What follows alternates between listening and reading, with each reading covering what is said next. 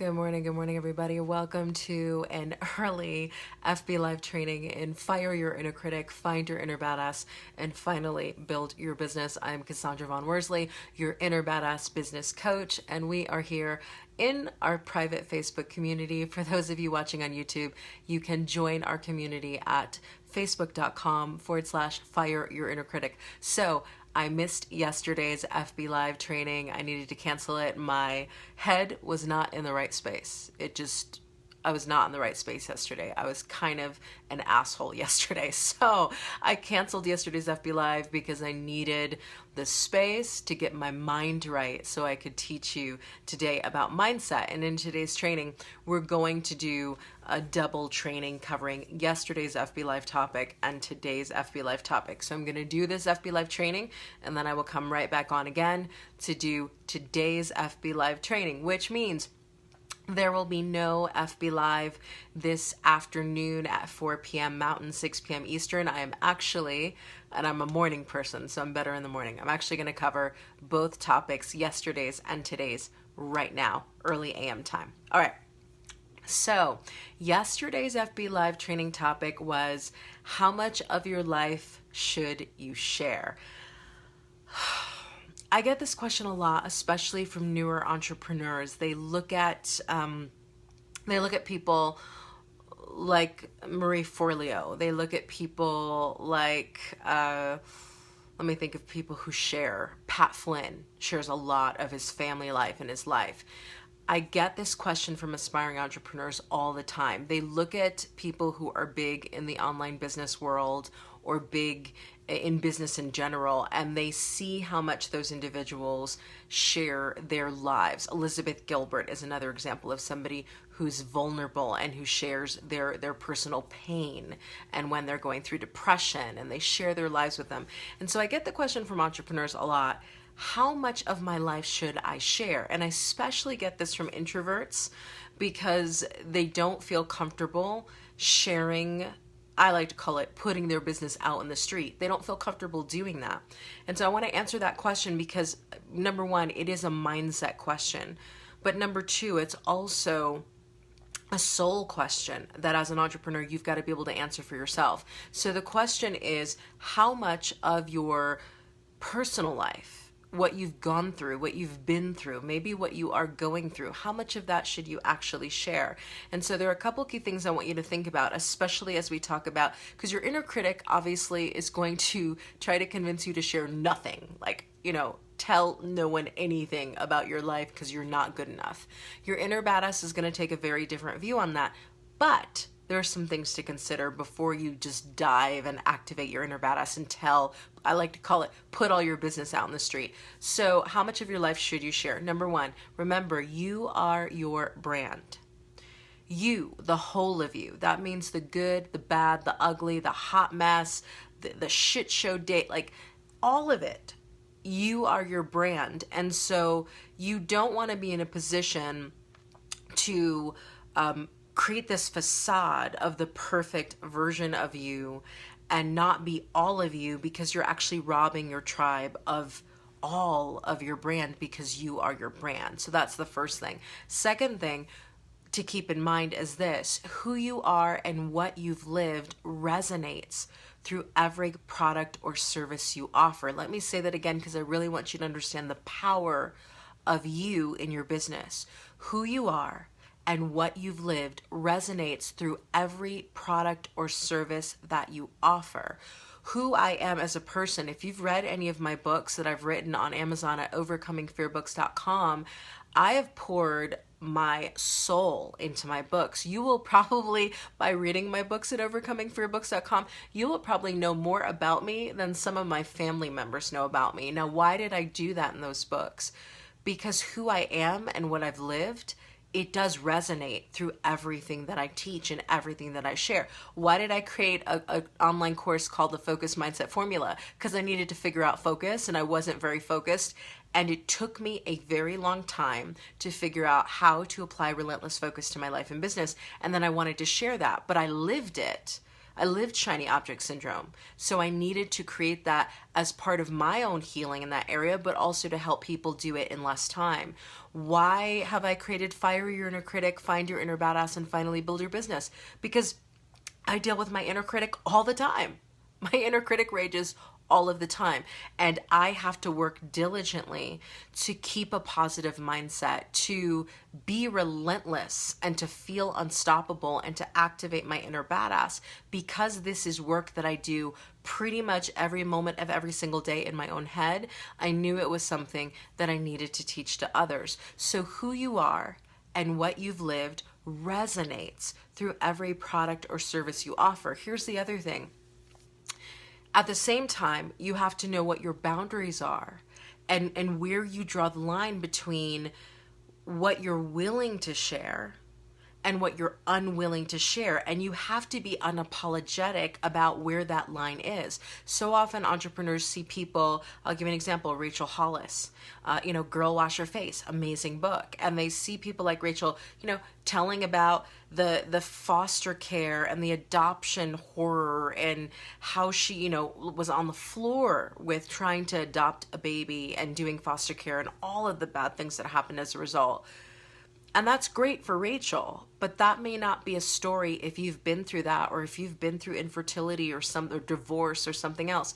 That may not be something that you are ready and willing to share. And understanding that just because Pat Flynn puts his children all over his social media, maybe you don't want to put your children all over social media. And you know what? You don't have to. So let's talk about the factors to consider when you're trying to figure out how much of my life should I share. So number one, when I think about how much of my life in my own business should I share, I always ask myself this question: how long do I want my story out there, and who will my story impact? So the first thing I think about when I talk about things in my own life that have happened or are occurring now, how long do I want that out there? And there are a couple things to that. So because we're a digital world, the longevity of what you share, here's the thing. At the end of the day, what you share is going to be somewhere online forever. Meaning you will be dead in 90 or 100 years, and that video that you did will still be on YouTube, I'm just saying, or whatever the next rendition of YouTube is. So when you think of longevity of your story, ask yourself, is this a story that I'm willing to have my great grandchildren watch and know about me in like 150 years? Am I cool with that? Because if I'm cool with that, then that's great. Is this a story that even in your own lifetime, you want people to repeat? Or when you go speak somewhere, you want somebody to come up to you and go, I remember when you said that story about this and that. Is that a story you want consistently over your career, over your business? Do you want that story brought back to you? If your answer is yes, then that should be a story that you share. But if you cringe when you think about that story being in the face of your great grandchildren, then that's probably not a story for you to share. So that first question is really important. Here is the second question that I ask myself before I share things, whether in my books or in an FB Live or in a YouTube video. What areas have I healed, and what areas remain unhealed? I see a lot of entrepreneurs do this whole vulnerability things about areas that they have not healed, areas that they're actually afraid to dive into, but for the sake of being vulnerable, they go ahead and put their business out in the street. Here's the thing, and this is my take, so you can listen to your inner badass business coach or not, but here's my thing about this. Unhealed areas should not be shared. They should not be shared, especially if the wounds are still open and raw. I watched a video from a pretty well-known entrepreneur a few weeks ago where she came on to talk about the fact that somebody really close to her had died. And it was a very emotional video, very raw video, clearly unhealed because it had just happened. But she needed to do that video because she was going to take a break from her videos. And so she needed people to understand the context of why she was taking the break and why she's not herself. But then she took the break to start doing some of the healing work and then came back on. So there are moments where you might need to share something with your tribe, with your audience, where you say, just so you know, I'm going through something. But that doesn't mean you spill the beans about everything that you're going through. If you are like in the midst of the drama and the pain, you need space and room to heal that stuff. And it takes time to heal that stuff. So my whole point with this, and let me just jump back. I lost my spot in my notes. My whole point with this is ask yourself, what areas have I healed and what areas remain unhealed? For example, if you went through a super messy divorce and you are still totally pissed off at your ex, and you every time you think about it, like bitterness results, that is unhealed. I don't know that you're in a position to share that. So until you've healed it to a point where you can discuss it without reopening the wound, it is not something that you need to be sharing with your tribe and talking about openly. Because again, every time it comes back to you, every time somebody mentions it to you, every time you get a comment on that video, you will reopen a wound that you haven't yet healed. So that's the second thing. Third question that you need to ask yourself, and this is a Brene Brown thing, and it's such an important question. Who has the right to hear my story? Who has the right to hear your story? Like, so often people want to dive into vulnerability because of Brene Brown, right? Brene Brown is renowned for talking about vulnerability. But so often people want to jump, especially as entrepreneurs, to say, let me just put all my business out in the street and tell people what I'm going through, and just like, I need to be vulnerable. Well, the fact that you say, I need to be vulnerable, probably clues you in, hey Nancy, that you are not being vulnerable. And so when you think about how much of my life should I share with my tribe, in my business, the third question you need to ask, which comes right from Brene Brown, is who has the right to hear my story? Like, and here's the thing I want you to think about. This is a Brene Brown quote, but I think it really applies not only to professional relationships, but personal relationships. She says, our stories are not meant for everyone. Hearing them is a privilege, and we should always ask ourselves this before we share. Who has earned the right to hear my story? Here's the thing. You're going to have your tribe out there in the world, but you're also going to have your haters. And so before you start sharing stuff out there that is super vulnerable, you need to ask your question, is what I'm about to share, is the story I'm about to tell, okay in the hands of my haters?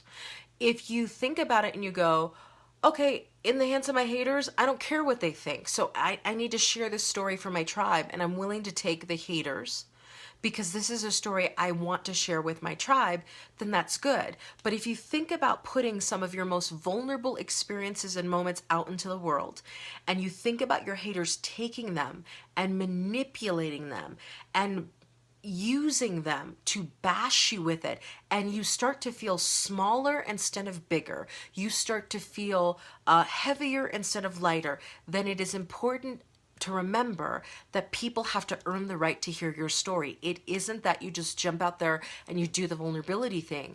Not everyone has earned the right to hear your story. So the third thing you've got to ask when you think, how much of my life should I share? Who has earned the right to actually hear my story? And if they haven't earned the right, then that's a no. Fourth thing you have to ask yourself when you try to figure out in your business, how much do you actually share? It's this: is my story deeply connected to my brand and what I offer? So often I see people in one business, let's say they're a personal trainer and they're doing fitness, and then they share a story about their ultra messy breakup or divorce, and they spend like 5 videos on that whole thing. Now to them it may seem like there's a connection between their ultra messy divorce and them getting in really great shape and becoming a personal trainer, and maybe there is, but the question that you have to ask yourself is my story, whatever story I'm going to tell, is it deeply connected to my brand and what I offer? So for example, I wrote a book about overcoming the fears of miscarriage because I've been through a miscarriage, but you're not going to hear me necessarily talking about miscarriage on my podcast. You're not going to hear me talking about miscarriage in this FB Live training, because that experience, while it was horrific and painful and sad, it is not necessarily deeply connected to my brand and what I offer. So that is one story that I might share in a book on that topic, but it's not something that I'm gonna like talk about consistently through everything else because it's not deeply connected to my brand and to what I offer. So that is the fourth thing you need to ask. Is my story deeply connected to my brand and what I offer? The fifth and final thing you need to ask when you're thinking about how much of my life should I share is this. Is what I'm about to share creating deeper connection with my tribe, or is this a weak attempt at showing vulnerability? Here's the thing. You cannot fake vulnerability. Lots of people attempt it. Lots of people put stuff out there to be vulnerable, especially entrepreneurs, to show vulnerability. There are fakers who write books on it so that they can connect. You can't fake vulnerability. Real knows real when it comes to vulnerable. I can read somebody's post and I can tell you that is real, raw, and vulnerable, and it strikes me in a powerful way. And I can read somebody's post, it could be on the same kind of story, and I can tell you it is contrived, it is contrite, it is pretend, and they're doing it for attention. So there is a difference, and you know the difference between when you share something because something in your intuition said, put this out there in the world, share it, people need to know. And when you're going, okay, how can I be vulnerable? How can I be authentic? How can I put this out in the world? What should I say to people? No, that's not vulnerability. That's called PR. That's, that is publicity. That's a publicity stunt, and that is not creating deeper connections with your tribe. So remember, before you share something, say to yourself, how long do I want my story out there, and who will my story impact? Would I be willing to have my great grandchildren see this video that I'm about to do? If I'm good with it, that's awesome. If I feel like it's going to deliver impact, that's awesome. Second question, what areas have I healed and what areas remain unhealed? Remember, unhealed areas in almost every circumstance should not be shared. In other words, until you've healed it, I don't mean completely healed it, until you've healed it to a point where you can discuss it without reopening the wound, it's not something to talk about. Question number 3, who has the right? Who's earned the right to hear your story? Because not everybody has. I know a lot of people think they're entitled to know your business, but not everybody's earned the right to hear your story. And unless they've earned it, and unless you're good with your story being in the hands of your haters, because when you share with your tribe, you will get haters, it's not a story to share. And then question number 4, is my story deeply connected to my brand and what I offer? Is it connected to the mission that you have been placed on in this world? Is it connected to your calling? If it's not, reconsider sharing that. And then 5, is this story creating deeper connection with my tribe? Or is this a weak attempt at showing vulnerability? Lots of people love Brene Brown. And so they go out there and they're like, okay, how can I be vulnerable? How can I be vulnerable? No, that's really not how vulnerability works. Vulnerability is authentic and real and raw, and it happens in the moment, and your intuition lets you know when to be vulnerable. But also, here's the thing, your intuition lets you know when to put up that emotional wall and shut that shit down. Your intuition will also tell you it is not safe to share this with so-and-so and so-and-so. And oftentimes, in an attempt to be vulnerable, we don't listen to our intuition. We share things with people who have not earned the right to hear our story, and then we regret it later. So at the end of the day, here's what I'm going to say. Your intuition, your inner badass knows what to share when. Trust it. Trust it. But remember, whatever you share in the world, on Facebook, on YouTube, Instagram Live, Facebook Live, it will be online forever.